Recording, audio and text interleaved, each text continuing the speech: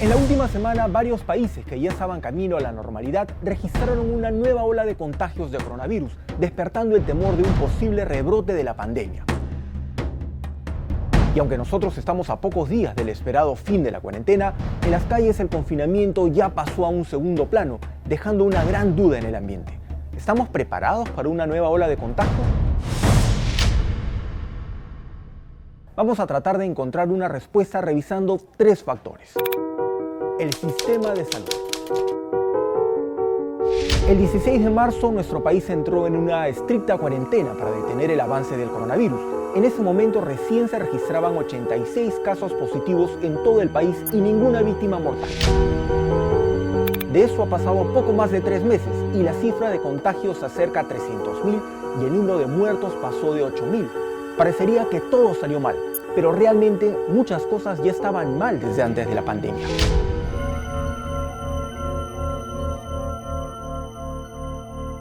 Hace 3 meses, Perú contaba con 100 camas de cuidados intensivos. Hoy, el sistema de salud cuenta con más de 1.300 unidades UCI. Se han levantado hospitales temporales, se compraron respiradores y hay proyectos de respiradores hechos en Perú. Incluso, también se desarrollarán test en nuestro país y no sería necesario importarlos.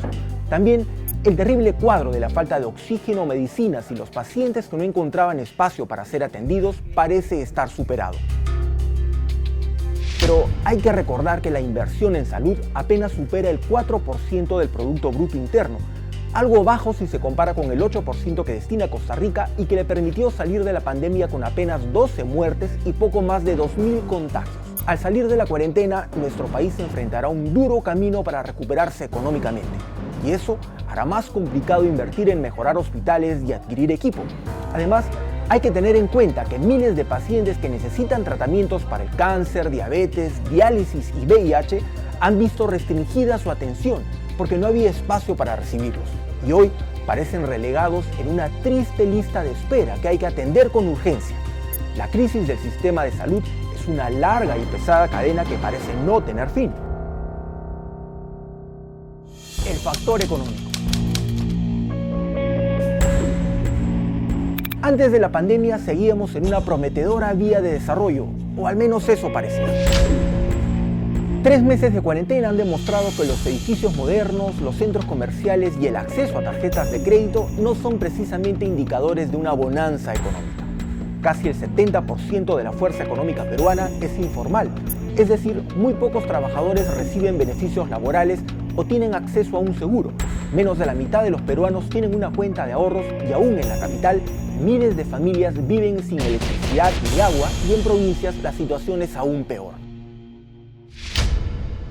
A eso hay que sumar la corrupción y pésima administración de recursos de casi todos los distritos y regiones del país, sin contar con los problemas que ha tenido el mismo gobierno para entregar los esperados bonos a millones de peruanos.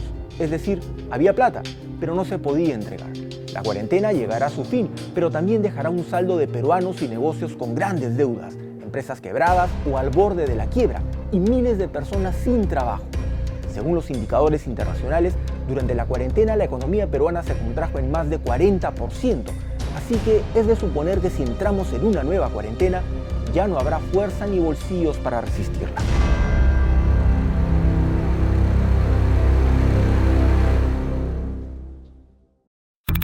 Lo que aprendimos como sociedad. Solo en los primeros 15 días de cuarentena hubo más de 33.000 detenidos por no respetar las normas de aislamiento social.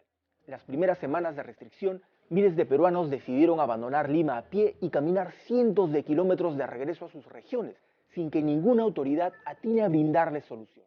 Hoy, 3 meses después, las calles se han convertido en campo de batalla entre vendedores informales y fiscalizadores. Por un lado, la falta de trabajo unida a la desesperación por pagar deudas y comprar comida.